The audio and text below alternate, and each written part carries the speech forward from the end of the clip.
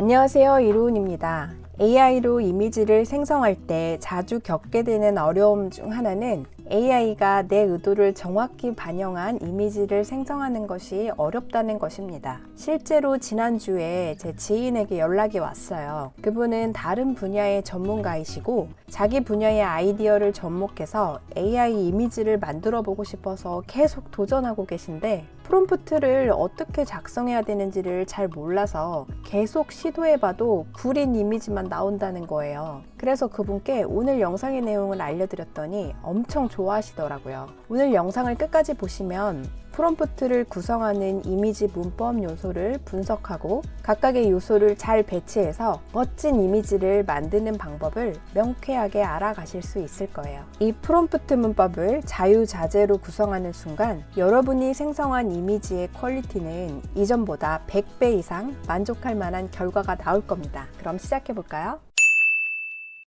지난 영상에서 이미지 생성 과정을 간단하게 살펴봤다면 이제 이미지 생성 노하우를 발전시킬 차례입니다. 그러기 위해 우리는 프롬프트 작성 방법에 대해 제대로 알아야 하는데요. 프롬프트란 이미지 생성을 위해 입력하는 단어, 문장 등의 정보를 말합니다. 예전 영상에서 챗 GPT 사용법을 같이 살펴볼 때 이미 설명했기 때문에 이 프롬프팅에 대한 개념이 머릿속에 그려지고 있으실 거예요. 텍스트 프롬프트는 한 단어, 짧은 문구로 간단하게 구성할 수도 있고 이미지를 묘사하는 매우 긴 문장으로 구성할 수도 있습니다. 프롬프트가 짧을수록 명확한 이미지가 만들어지지만 내가 원하는 이미지라기보다는 그 단어에 대해 미드저니가 학습하여 이해하고 있는 미학을 반영해서 이미지를 만들어줄 확률이 높아요. AI로 생성한 이미지들을 보면 왠지 모르게 느낌이 비슷비슷하고 어디선가 본 것 같은데 이런 생각 해보신 적 있으실 거예요. 반면에 프롬프트가 길어질수록 내가 원하는 특별한 이미지를 만들 수 있습니다. 그렇지만 잘 정리해서 프롬프트를 제시하지 못한다면 미드저니가 이해를 잘 못해서 다소 엉뚱한 이미지가 만들어질 가능성이 많아요. 결국 내가 프롬프트를 다루는 실력이 이미지의 창의적 표현과 퀄리티를 결정하기 때문에 프롬프트를 능숙하게 다룰 줄 알아야 합니다. 그렇다면 텍스트만 잘 입력한다고 완벽한 프롬프트가 될까요? 프롬프트를 구성하는 요소는 텍스트가 전부가 아닙니다. 어떤 것들이 있을까요? 첫 번째로 하나 이상의 이미지 주소를 첨부하는 이미지 프롬프트.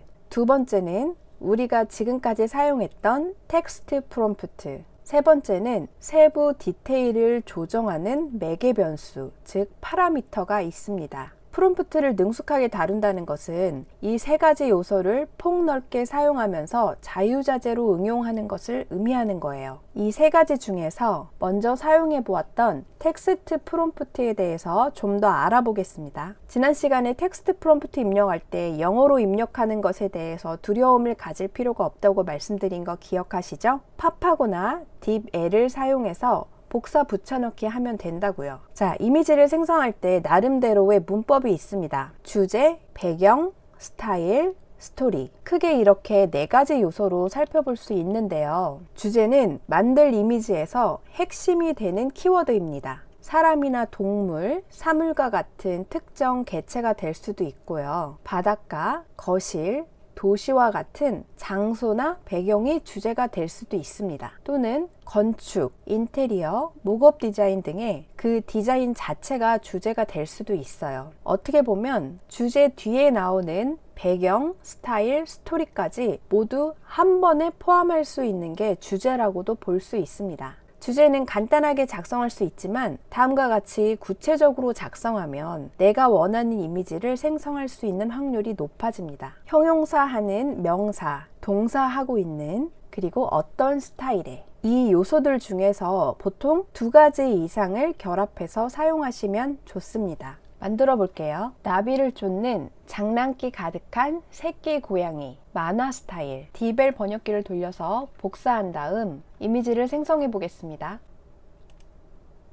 나비를 쫓고 있는 귀여운 고양이 그림이 나왔네요. 이번엔 배경에 대해서 살펴볼게요. 배경은 주제를 제외한 나머지 부분이 배경이죠. 배경 자체가 주제인 경우를 제외하면 주제가 서 있는 장소가 배경이 될 거예요. 배경 자체가 주제인 경우라는 게 무슨 뜻일까요? 지금 이 그림처럼 양귀비 꽃이 있는 풍경 같은 것이 배경 자체가 주제인 경우겠죠. 이런 경우를 제외한다면 주제 뒤에 배경에 관한 묘사를 붙여주면 됩니다. 여기 프롬프트를 보시면 귀여운 고양이, 그리고 아까 단독 배경 주제로 사용했던 양귀비 꽃이 있는 풍경을 주제 뒤에 붙여서 생성해 보겠습니다.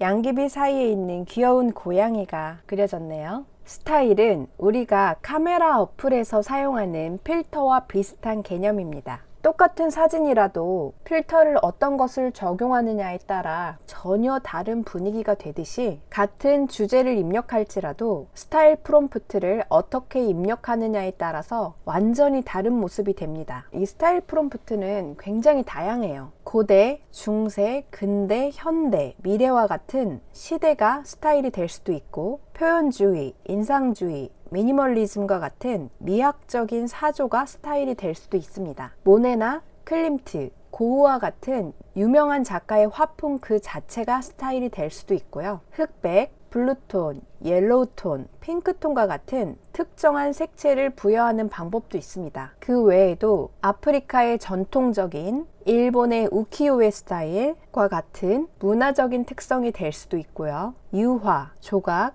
사진, 종이 아트와 같은 재료와 기법이 될 수도 있고요. 활기찬, 차분한, 우울한과 같은 감정적인 특징들도 스타일이 될 수도 있습니다. 또한 근접 촬영, 조감도, 상반신과 같은 화면 구성도 스타일의 한 예시입니다.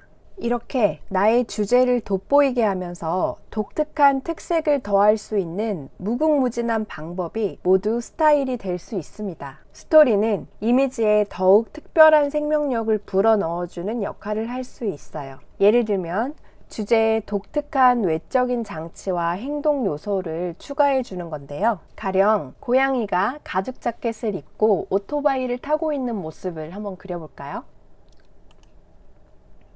뭔가 재미있는 스토리가 느껴지는 고양이가 완성됐죠. 이렇게 기발한 상상을 통해 특별한 스토리를 주제에 더해주는 것만으로도 창의적인 이미지를 만들 수 있습니다. 표정이나 날씨 등을 활용한 감정 단어를 넣어주는 것도 스토리를 극대화할 수 있는 좋은 방법이에요. 주제, 배경, 스타일, 스토리에 포함되지 않는 다른 훌륭한 프롬프트들도 무수히 많지만, 이렇게 분류를 해서 제시한 것은 미드저니에 아직 익숙하지 않은 분들을 위해서 가이드를 제시한 것이라고 이해해 주시면 돼요. 이 주제, 배경, 스타일, 스토리에 해당하는 단어들 중에서 최소 3가지에서 4가지 정도 사용해서 이미지를 생성해 보세요. 오늘은 프롬프트 구성에 대해 알아보고 그중 텍스트 프롬프트를 집중적으로 살펴보았어요. 이제 오늘 영상을 통해 이해하신 내용을 바탕으로 AI를 통해 다양하고 창의적인 이미지를 만드는 것에 한 걸음 가까이 다가오셨는데요. 실험에 실험을 거듭할수록 경험이 쌓일수록 여러분의 프롬프트 작성 능력도 향상될 거고요. 결과적으로 더욱 만족스러운 이미지를 얻을 수 있을 겁니다. 다음 영상에서는 프롬프트의 나머지 구성 요소인 이미지 프롬프트와 매개 변수에 대해 알아보겠습니다. 신기한 거 많이 있을 거니까 기대해 주세요. 이번 영상이 프롬프트 작성에 도움이 되셨다면 구독, 좋아요, 알림 설정 부탁드립니다. 그럼 다음 영상에서 뵐게요.